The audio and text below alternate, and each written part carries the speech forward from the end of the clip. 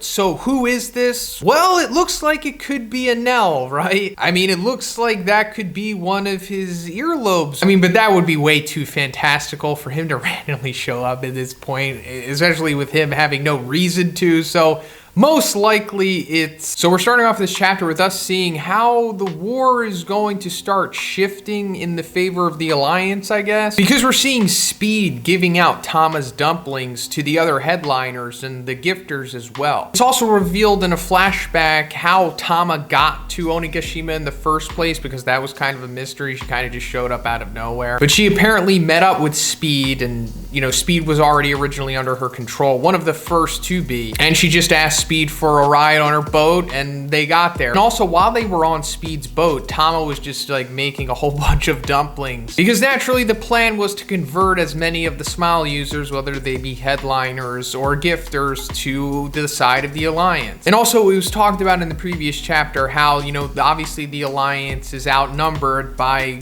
Kaido's forces. Then also that it would ultimately come down to like the commanders or the Flying Six being taken down essentially. But I also like that this is pretty much ultimately showing Tama's significance to this arc, because she's been around kind of like since the beginning, and she was like the token little kid of the arc. There always is usually like that one little kid that Luffy gets attached to in some way. But now she has greater significance other than just following the, you know, the paint by numbers of a One Piece arc. And as we go further into the chapter, we can see that, you know, the other gifters and the headliners are taking the dumplings themselves and like forcefully giving it to the other Smile Fruit users. I like this sequence. Now, I know that a big question here, and it's kind of been prevalent, I suppose, is that like, what if like a regular Zoan user were to eat one of these dumplings? And honestly, I don't know at this point, but I would assume that it probably doesn't work on them, and that we're like exclusively seeing like the Smile Fruit users being under the control of them is because maybe it only applies to them. I mean, I think it would be interesting if a regular Zoan user, for like example, like even if a Flying Six were to eat one of these dumplings and then they fall under the control, that would be a little broken, I guess. And I also think that's probably why it won't work, because like in theory, if Kaido were to eat one of these and he were to succumb to the power of it, then the arc is basically over, right? But I think it would be at least cool if we were to see what would happen in this circumstance, which I think will probably happen. Like, I'm sure one of the Flying Six are going to inadvertently eat one of these dumplings or something,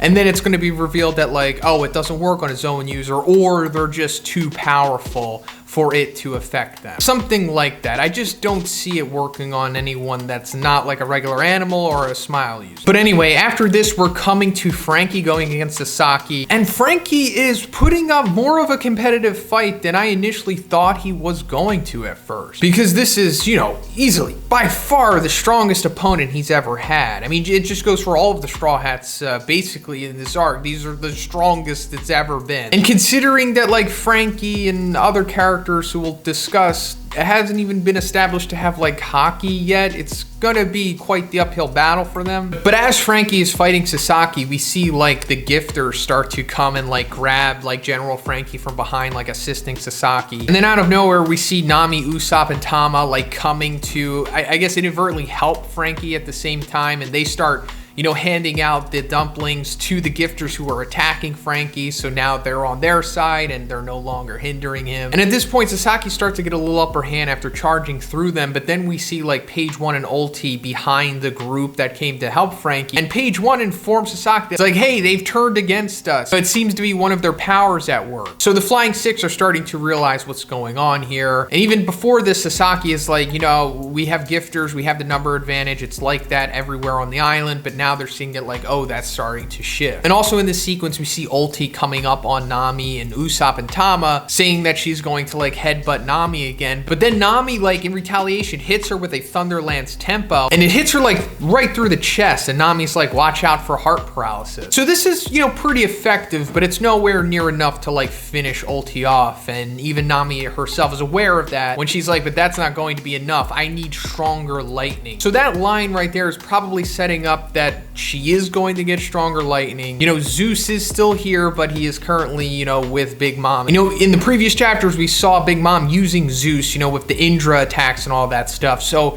maybe Nami is going to, at some point later on in this arc, regain the control of Zeus and then maybe do her own type of like Indra attack, and maybe that's what takes out Ulti. And then we come back to Franky versus Sasaki, and Sasaki's like distracted at this moment watching all of that stuff going on. And Franky like kicks him in the head and then slashes him with his sword, and it actually pierces Sasaki. So like I said before, Franky doing better than I expected, and considering that he's wounded Sasaki, I assume this might trigger him to go into his hybrid form, which we still haven't seen yet, and then he's really gonna get the upper hand on Franky, I guess. So then we cut away from that fight and we're coming back to Sanji with Black Maria. So it's being established here that Sanji did in fact take out all of the men that were in this area, but it's revealed that of course he can't fight against the women and therefore he was dominated. And Black Maria is essentially leaving him alive so that he can call for Robin. And we know that Kaido wants Robin because she can read the poneglyphs, and that's like her huge importance to nearly everyone that is trying to become the Pirate King. And then Black Maria says to Sanji, speak to this girl here and your voice will carry all throughout the castle, and then I'll set you free. And then we see Sanji give this interesting look, and there's like a question mark in his dialogue. And then he says, underestimate Nico Robin at your own peril. So it seems like this woman here with the mask is like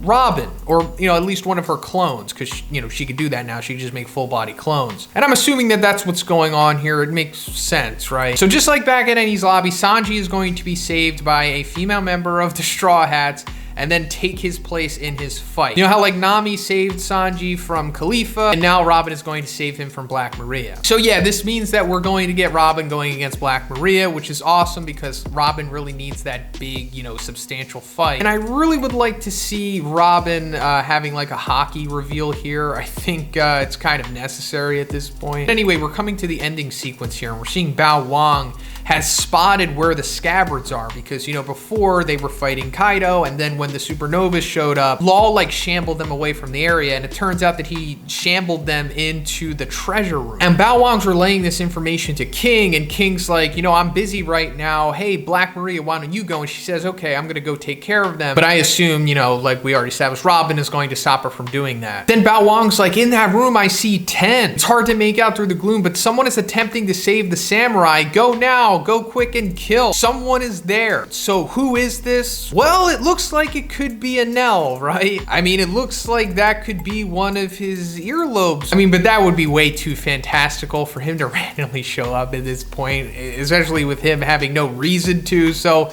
most likely it's probably not him. I'm going to assume at this point it's probably either Hiyori or Toki. But we get to see this person's size in comparison to the Scabbards, and they're not that big. And Enel was like kind of like the size of one of the Scabbards, I guess. And this person's size is more relative to like Toki or Hiyori. And I guess it would be fine if it was Hiyori, but the fact that this person is like silhouetted and it's like a big cliffhanger and it's like, oh my God, who is it? It would be a little anticlimactic if it was Hiyori, but it would make more sense for the grandness of this sequence for it to be Toki. Now also with Toki, we didn't really see her die. We only kind of heard about it, or was implied. We don't like straight up see it happen. And we do know obviously she could just hop into the future when she wants, I guess. So it would make sense that before she, bit the dust or whatever happened with her at the end of her life, she just went, forward into the future 20 years because she knew at that point that that's when the prophecy was going to be fulfilled, essentially. And also Toki being around at this point helps the story because she was around in the Void Century. If she sticks around at this point, then she can relay more information to the Straw Hats and just the audience as well. Things that haven't been outwardly discussed yet. But yeah, that's pretty much it for the video. If you like this one, guys, please give it a like and let me know what you think about this chapter in the comments. Who do you think the silhouetted person is? And if you haven't already, please subscribe as well. Have a great day, and I'll see you in the next one.